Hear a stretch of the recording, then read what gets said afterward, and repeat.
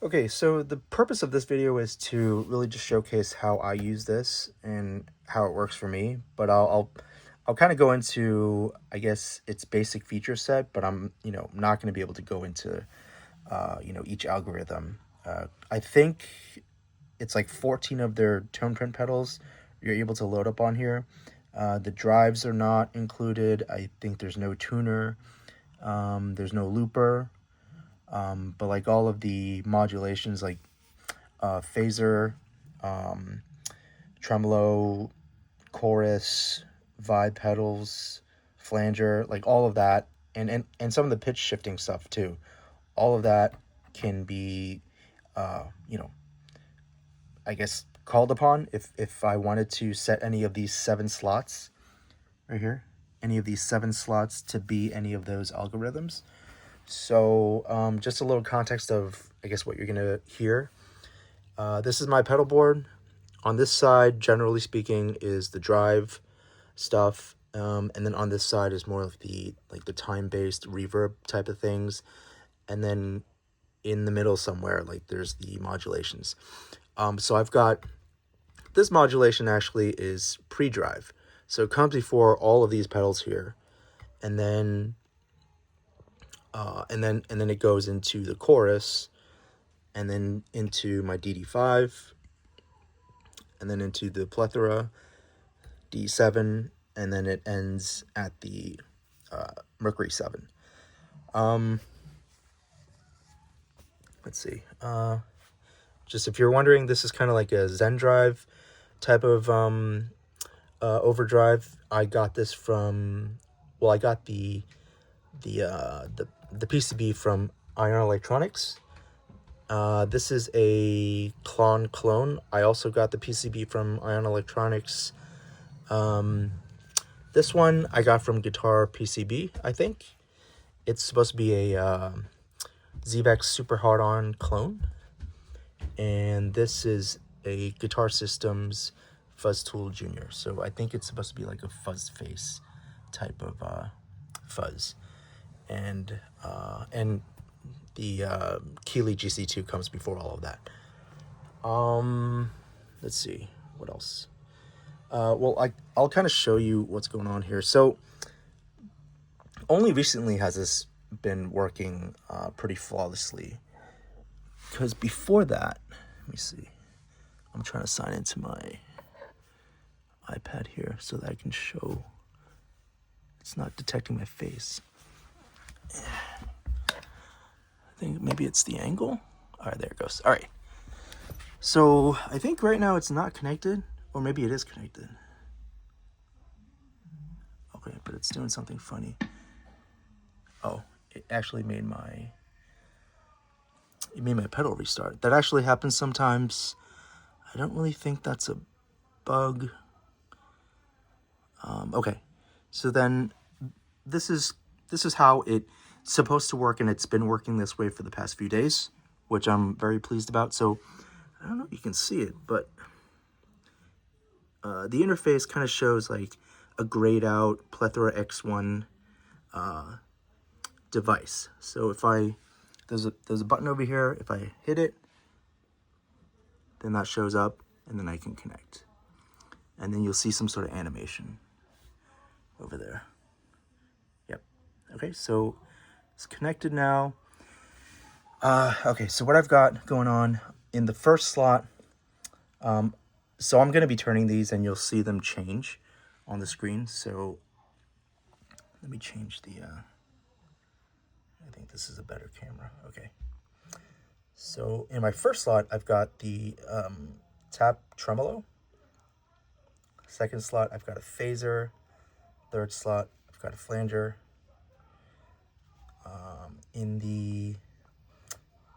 the fourth slot, I actually have it set up to be like have 2 effects, I guess, in one slot. So this is the AB configuration, and they can actually all have that configuration if you wanted to. But the way you change between them is that you have to hold down the switch. So that, of course, sort of does away with your ability to have tap tempo or use the mash features. because you essentially have to do the same action in order to change the effect. So that's a reason why you wouldn't want to do it this way. But if you've got two effects that you're not really gonna have any fancy switching enabled, then this is good. So I've got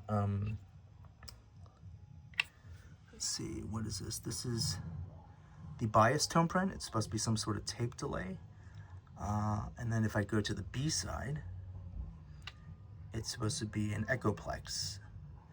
And then if I go to the 5th slot, I've assigned this to be something called Rev Kill Dry, and it's actually a tweaked reverse delay that was already existing here. So any minor changes you make, they make you, save it and rename it to something. So that's what that is. So it's a reverse delay with the kill dry engaged. And then on this one, I've got also an AB configuration as well. The A side is this thing called Laser Verb. It kind of gives like an octave overtone without sounding like a shimmer, but I'll play that for you later on. And then on the B side, I've got something called Eliana's Room, which is also another tweaked tone print of, I think, their Room with a View tone print. And then for the last slot, also an AB configuration. In the B slot here, we've got Church of Andy. And I think this is something that I think Andy, who used to be with Pro Guitar Shop, created. And then on the A side, Asato Verb, created by Mateus Asato. So I'll show you what that sounds like. But that's how I have it set up. And I guess I'll maybe set this like this. Do a wide angle. Maybe. I don't know if you can hear, there's like a movie playing in the background. My daughters are watching something. I'm gonna close my door.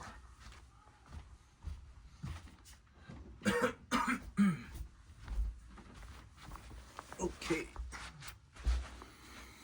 So this will kind of let you see a little bit of the screen, although I think on this like wide angle camera, it's not like the clearest thing. It's not a big deal. Okay. Let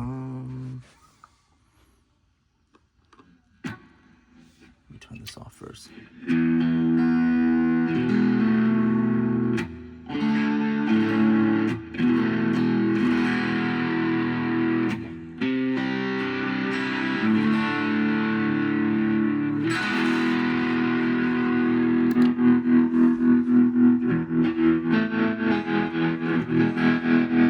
So this is your, standard vintage style tremolo.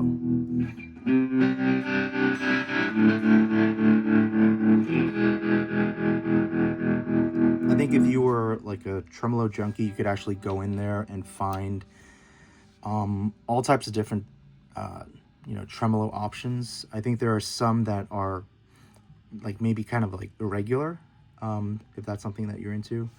But yeah, I don't really dabble in that too much. But the next one is phaser.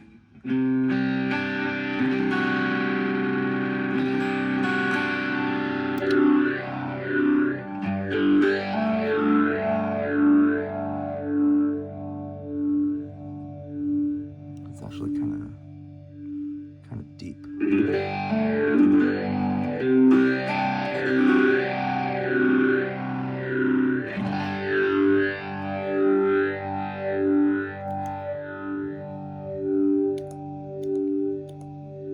So typically I'm playing with the DD5 on some sort of dotted eighth setting. I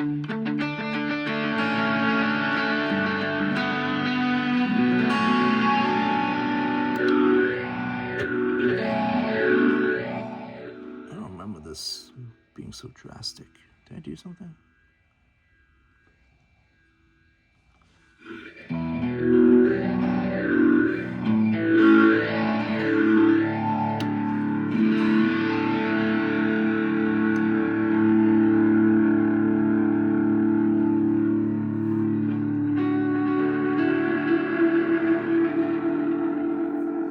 So the DE7 is set to like a very long feedback. Like you can kind of hear what's going on right now. Like that's the DE7. The DD5 has already, done all of its repeats. And typically I have it set that way because I want that to feed into the reverb.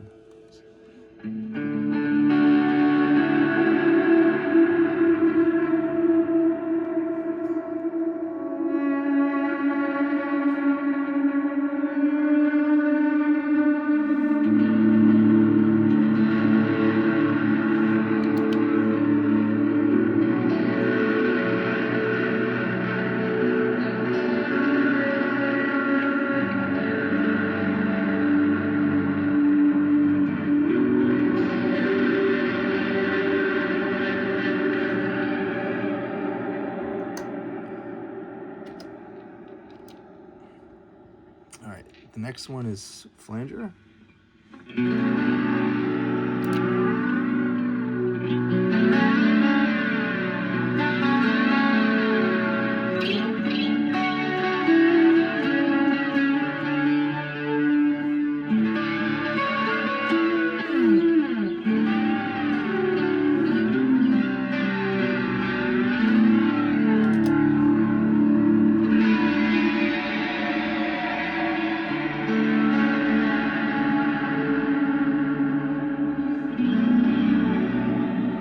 Okay, and then here's when things get a little bit more interesting. So, like I was saying before, this is set to like an A-B configuration where I can have two effects in a single slot. So this is the biased tone print, which is a tape delay. According to the blurb here, a tape delay tone print with the high and low ends rolled off. Added wow and flutter elements, introducing some lovely non-linear instabilities for that great vintage tone. That's what it says. And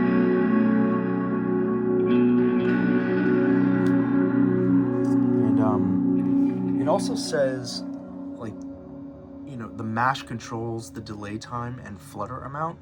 But like I mentioned before, if you have it in this sort of configuration, you sort of, I guess, surrender that feature because, you actually need the foot switch to engage the A and B side. So then, the mash will not work. But if I had this on its own dedicated slot, then whatever it says about mash would actually apply.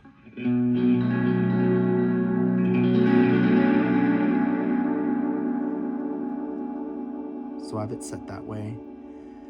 It's basically, what I have this set at is basically a different flavor of this DE7 that I would ideally feed into this. So that's sort of the rationale. I feel like it died off too quickly, so I'm gonna raise the feedback a little bit.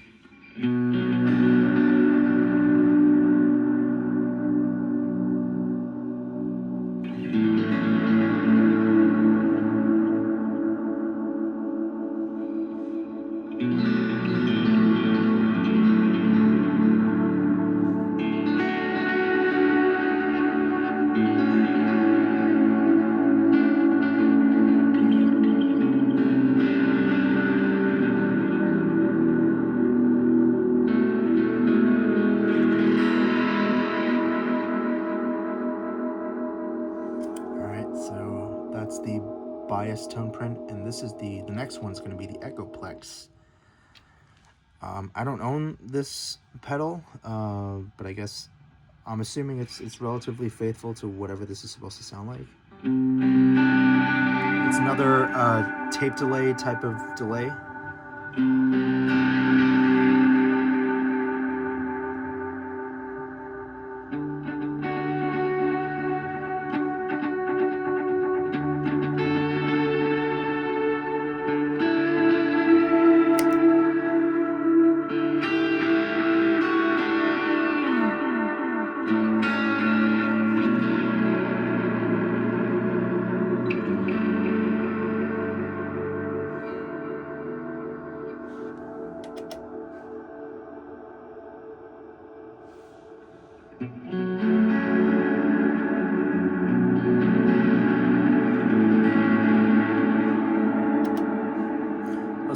other thing about the delays is that, like if I stop it right now, it'll just stop. You could actually go into the TonePrint app and set it so that you have buffer bypass, which will make it so that if you were to turn that off, it would actually keep going until, you know, until when you set for it to stop. But I have it just on true bypass right now.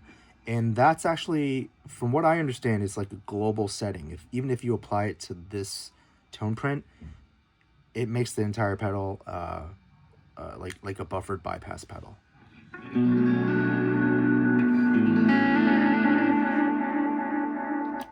Okay, so next one, this is the rev kill dry, the reverse delay with the kill dry engaged. So I think you can kind of hear me plinking on the guitar, and then you'll hear the effect come through.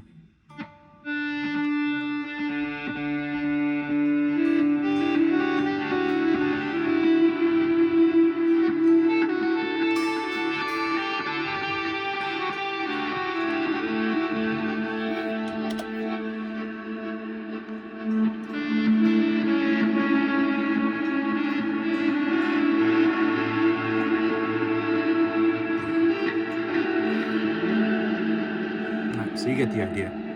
That's what that is. And then the next one, I think now we're in the reverb territory. Laser. Oh, I'll show the laser verb later, but here, this is Eliana's room, which is a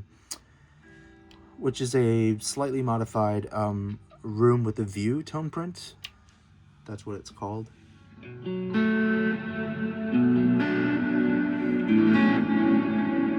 I think all I did was just set it to have like a slightly longer pre-delay. Like you can hear it if I go. Yeah, you can kind of hear when it comes in.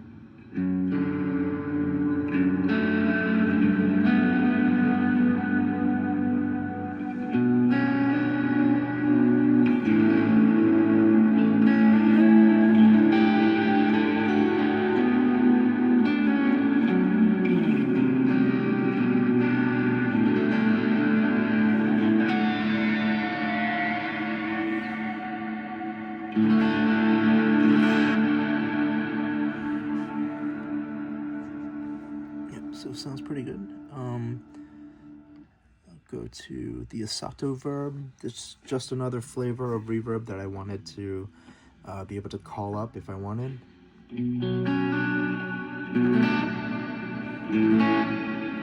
Turn off the drive.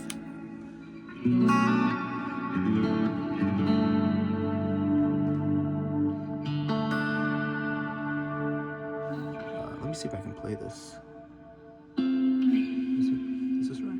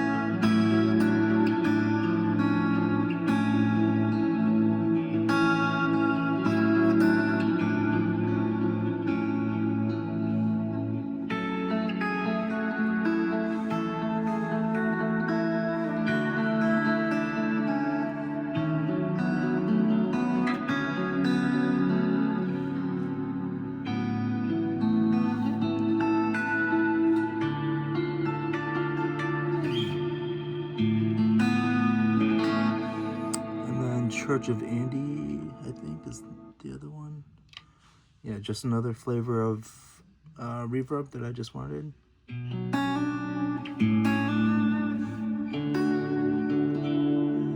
This one's a little bit more understated. I feel like there's less high end in the reflections.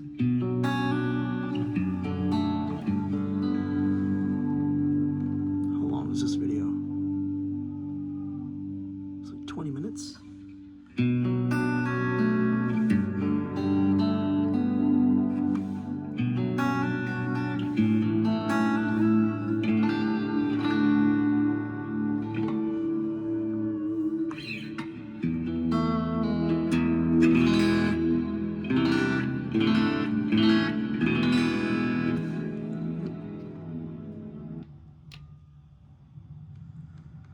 Yeah, so it's nice to be able to have these options, because like as good as this pedal is, I feel like you can't really do those types of sounds.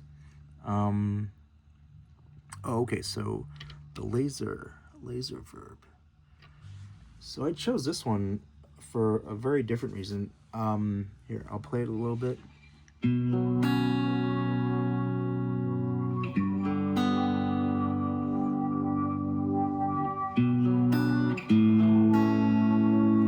I'm turning on the drive.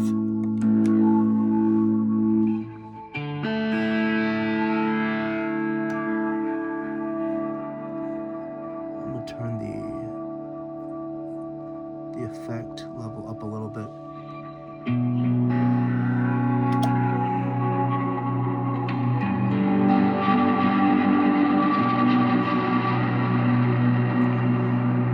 Like, it's great if I want that little bit of octave shimmer, but I don't want to, you know, commit myself to like a shimmer. What is it? A shimmer algorithm.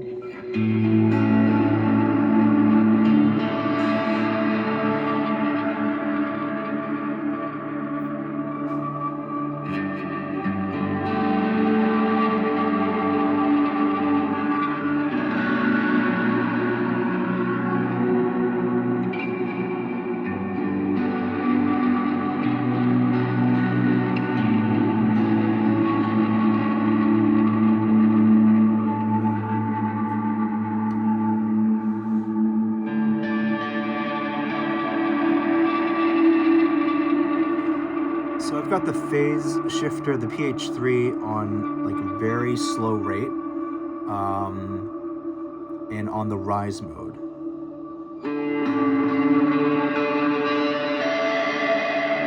So it does that sort of thing, which I really, really like.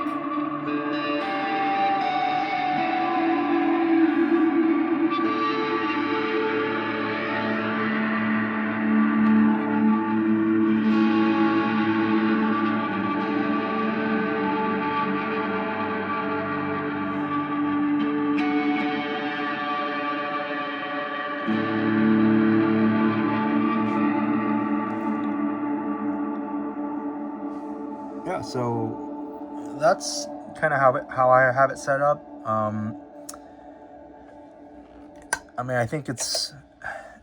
mean, up until like maybe a week ago, I was having like the hardest time with this thing.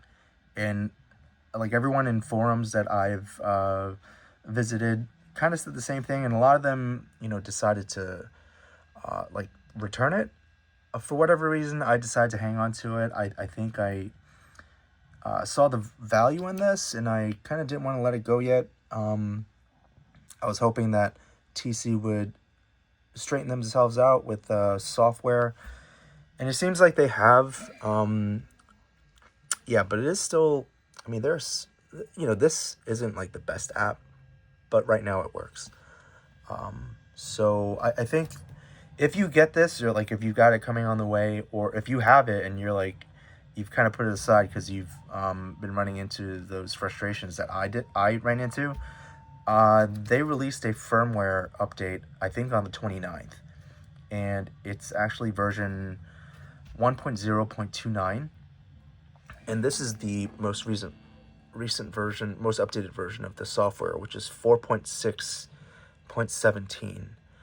So I think if you have the most updated this, and then the most updated firmware here, you'll have a similar experience as I've had for the past week or so.